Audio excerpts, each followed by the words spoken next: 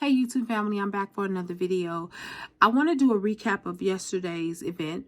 As you well know, I did an event yesterday at a monastery school. It was a trick-or-treat festival for the young people there. And basically we had, like maybe 30-40 vendors that were there. So it was a pretty good, place to go and vent. It was actually my first time. But I was doing a video yesterday to try to show you guys what it is that I do while I'm outside doing the vending event. But what happened was it was really too windy. So I couldn't set up an elaborate setup like I would normally do. I like to do like extraordinary things from a table. I just like, again, the aesthetics and create ambiance for my clients when they're coming in. So basically I couldn't really do that because once I placed everything on the table, one of my necklaces actually fell down because the wind was so heavy. Well, what happened next after I had turned off the camera, literally within, I'm going to say 2 or 3 minutes after I cut off the camera, the wind really became even more fierce. It got so fierce to the point that it lifted up my neighbor's canopy, and we had to literally hold that canopy down to keep it from flying away. So what we had to do next was connect her canopy to my canopy. Remember, because I was showing you guys the weights. So I took the weights and I took the Velcro and I tied both of the canopies together. So the neighbor that was adjacent to us, she had this big old I want to call it a wheelbarrow, but it's not really a wheelbarrow. It's for you to carry things. So she put her metal thing that she uses to transport her supplies back and forth. She literally connected it to my canopy as well. So we were, fortified. But as I was telling you guys yesterday, I said, you guys need to have weights, and you need to at least have 100-pound weights. You can have 25. But in reality, guys, when you're out in the wind, the elements like that, you really need to have 75-pound weights. The best way to even have more security is to get a bucket. Listen to me. Get a bucket, carry buckets, put your canopy legs inside of the bucket, put the weights on top of the canopy legs inside the bucket, and your tent will not move, okay? Yesterday, I didn't have all the weights, but I also told you if you don't have like weights or you can't afford to, you can literally go to the $1.25 store and you can buy marbles or you can buy rocks there because they do have them. And you just stuff them inside of a sandbag, or you can make one. You can make up a bag and just, put it in there. You can have like a regular handbag. And if you have like shopping bags that you don't use, and I'm not talking about the plastic ones, but if you have the plastic ones, of course, use the plastic ones. But if you have the material ones, you can absolutely put in the rocks, put in, the marbles or sand, whatever, is up your alley or most convenient for you to do. And you can literally tie that to your canopy. The bottom line is that you want to be able to hold down your canopy in dealing with wind. Okay. So I had also did a event at the beginning of the year where it was really rainy. It was so horrible, guys. I mean, the tents were blowing everywhere. It was horrible.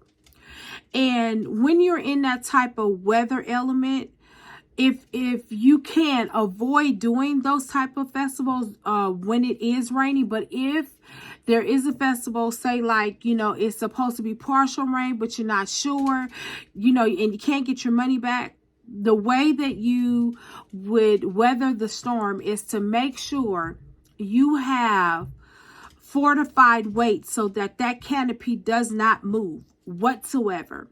Also, you want to have siding on your canopies. I didn't have any sidings yesterday. Again, you know, it was too much going on yesterday. We couldn't do all of that.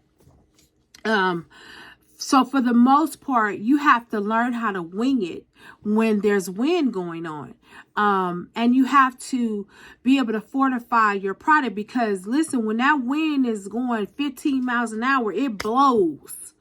And so the other thing I want to recommend is that if you need to, take all of your jewelry off of the stands and just lay it on the table. I know it's not something that you wanted to do. It may not look right to you. It may feel really crazy, but believe it or not, people are still going to buy, because they know that it's windy and all of that stuff, and they're going to be walking by.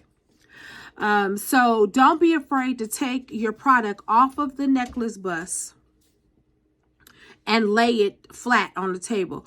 Also, don't be afraid to have containers and just leave the earrings and the stuff inside the containers. People, they like to rummage, okay? They love to rummage. Basically, yesterday was just one of those days that I couldn't set up the way that I wanted to. And I had to, you know, go with what I had. And then also I want to tell you guys, when you're sitting there at the table, never just not be doing anything. Always look busy doing something. Every time I go and vend, I always have something to do. I'm adding something together. I'm putting something together. I'm taking pictures, and I'm taking, advantage of the sunlight, the direct sunlight. So I take lots of pictures. I snip. And natural sunlight is actually the best to get your product. Artificial light is okay sometimes, but we rather have that we rather have the natural versus the artificial light. And if you guys are interested in learning how to take pictures of your product, let me know. I actually was trained by a professional photographer who told me how to do it. And plus, you know, I've always taken great pictures. I do photo shoots with my god sister. I take pictures of her. And so I'm pretty good at the camera. But what I was told with my photographer that I have to do all of my, you know, my photo shoots for the jewelry line and everything, he basically told me how to take the pictures and how to zoom in and do all different little tricks and stuff. And you can do a lot of taking pictures with your iPhone or your Android. You can take great pictures. You don't have to have, you know, a Kodak or any of those, you know, grandioso cameras nowadays, because iPhone makes a great camera. Okay, their camera is phenomenal.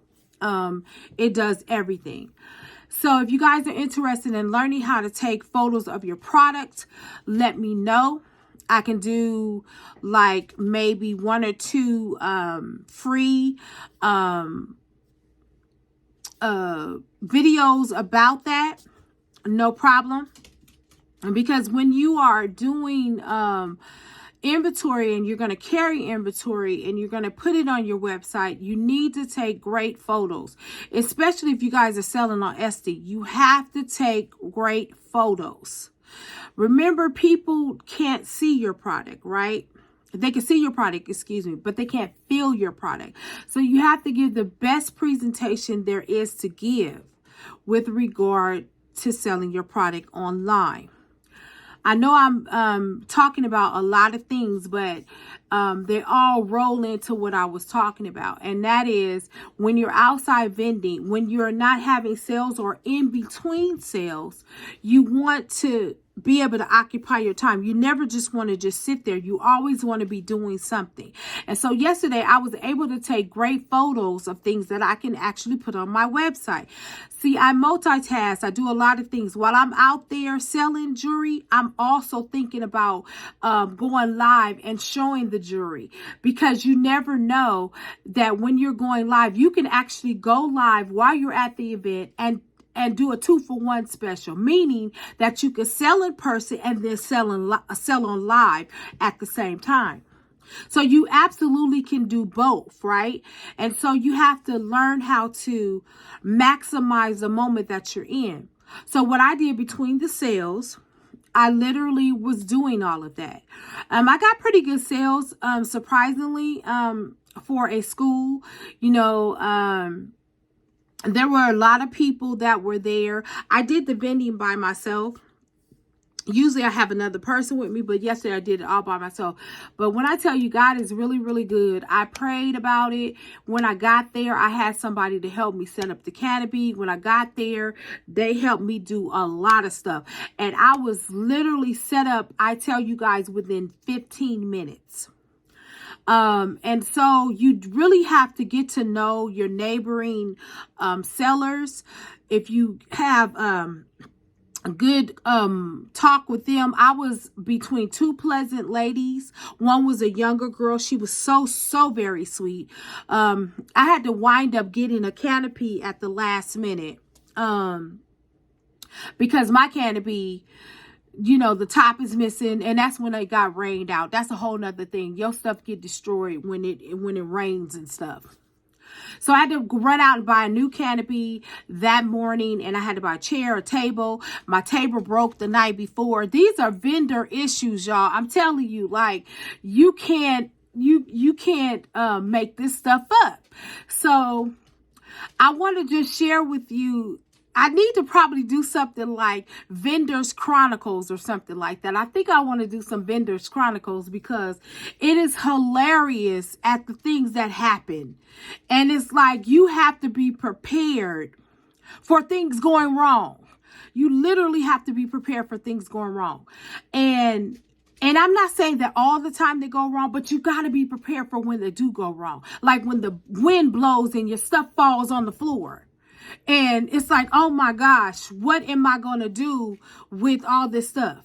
Lay it on the table, right? Have your weights there. Have bungee cords. Listen, I told you guys, some of the things you need to do. You need to go and get my book called The Art of Vendition, and it's either on the Etsy site or it's on my Amazon, and I'll put the link inside of the video so that you can go, so that if you are going to prepare to go and vend anywhere, you'll be fully prepared. Listen, you still learn something new every time. Now, the funny part about me vending next to this older woman and younger woman, the older woman was talking to me. She said, well, have you been vending long? And the reason why she asked me that is, guys, because I had a plastic tablecloth on my table. But I'm telling you, I had to get the stuff at the last minute because the tablecloth that I had fits the table in which broke. Okay, listen, can't make this stuff up. And I told her, I said, yeah, I do this all the time. She said, oh, well, you know, they don't want plastic. You know, and you always got the ones that think, you know, they know more than you. And that's okay. I didn't get mad. I just told her, I said, you know what, ma'am? I said, yes, I've been vending for a long time. I said, but today I had to literally do a mad dash rush to go get these items because I ran into issues the night before. She was like, oh, but I didn't get mad at her or nothing like that. I calmly just responded to her, and she was like, oh, okay. And so we started talking about and sharing our vending experience and so forth. And then the young lady next to me, she was telling me about these different places to vend. It was just really, really a nice time.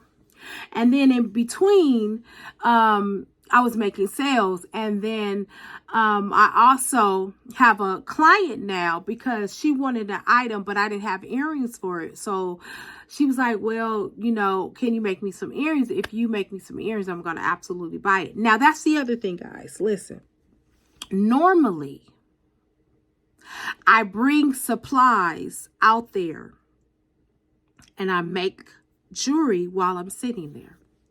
It depends on the time frame I'm going to be there.